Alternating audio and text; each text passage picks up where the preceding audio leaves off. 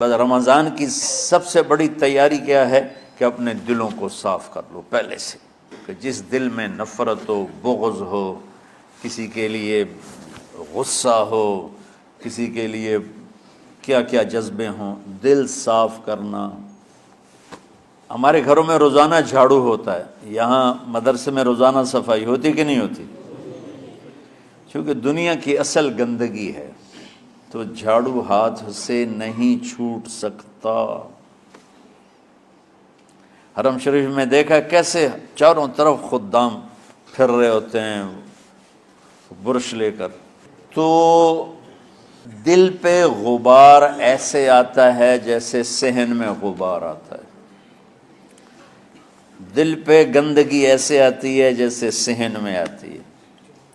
تو ہم نے نظام بنایا ہوا ہے، لوگ مقرر ہیں وہ روزانہ جھاڑو دیتے ہیں۔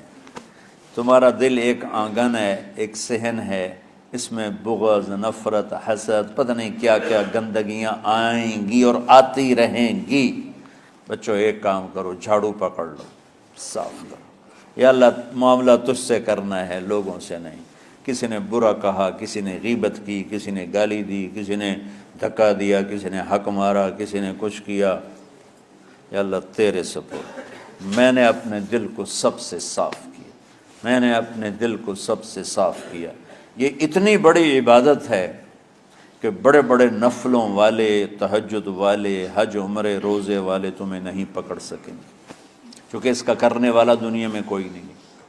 نفل پڑھنے والے تو بے شمار ہیں، عمرے کرنے والے بے شمار ہیں، علماء بے شمار ہیں، حاجی بے شمار ہیں، سخاوت کرنے والے بے شمار ہیں، لیکن اس ٹکڑے کو صاف کرنے والا لاکھوں میں ایک بھی نہیں ہے۔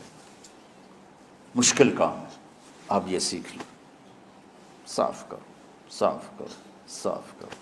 یہ رمضان کی سب سے بڑی تیاری اور علم کو حاصل کرنے کی سب سے بڑی چابی ہے کہ اپنے دل کو کھلا کر لو۔ کوئی چیز خالی ہوگی تو کچھ آئے گا۔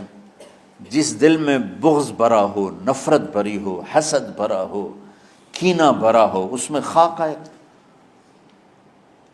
اس میں تو علم کی ایک کرن بھی نہیں آئے گی۔ اس زبان سے چاہے جتنے مرضی موتی بکھیرے، دل اس کا اندھا ہوگا۔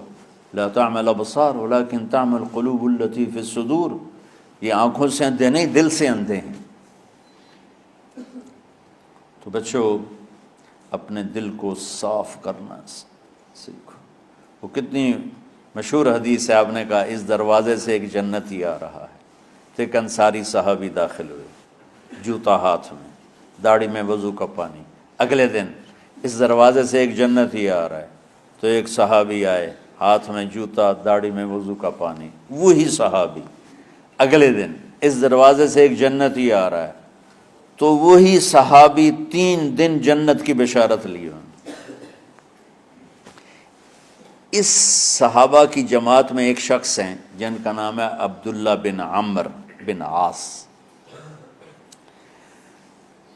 ان سے بڑا عبادت گزار صحابہ میں کوئی نہیں تھا، نہ سابقین میں نہ متاخرین میں، نہ پہلوں میں نہ بعد والوں میں۔ ان کی عبادت کیا تھی؟ ساری رات جاگنا، سارے دن کا روزہ، اور ایک ختم قرآن صبح سے شام تک۔ اتنی اللہ نے طاقت دی تھی۔ پھر وہ غلوب والی بات آ گئی، ایکسٹریم ہونے والی بات آ گئی۔ ان کی شادی والی رات حجلہ عروسی میں داخل ہو رہے ہیں، دلہن کے کمرے میں داخل ہو رہے ہیں، اور مصلی بچھا کے اللہ اکبر، اور دیر نفل تے نفل، دیر نفل تے نفل۔ تو ان کی بیگم نے دیکھا تو وہ بھی خیر کا زمانہ تھا، انہوں نے بھی وضو کیا اور پیچھے مصلی بچھا کے وہ بھی فجر تک نفل پڑھتے رہے۔ صبح ہوئی تو حضرت عمرو بن عاص رضی اللہ عنہ نے پوچھا، بیٹی رات کیسی گزری؟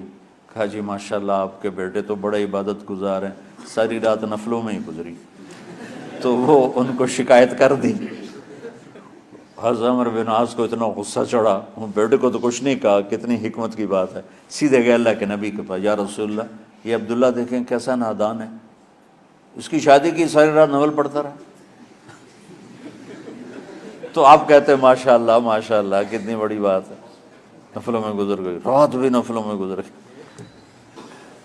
تو آپ نے حضرت عبداللہ بن عمر کو بلا کے ڈانٹا کہ تو نے مہینے میں 3 دن روزے رکھنے ہیں، بس اس سے زیادہ نہیں رکھنے،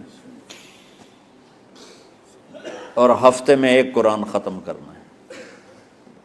کہا یا رسول اللہ میرے اندر طاقت زیادہ ہے۔ پھر اچھا 15 دن روزے رکھنے، کہ نہیں میرے اندر طاقت زیادہ ہے۔ آپ اس کو تھوڑا تھوڑا کر کے گھٹاتے رہے، اور وہ ہر دفعہ نہیں یا رسول اللہ میرے اندر طاقت زیادہ ہے۔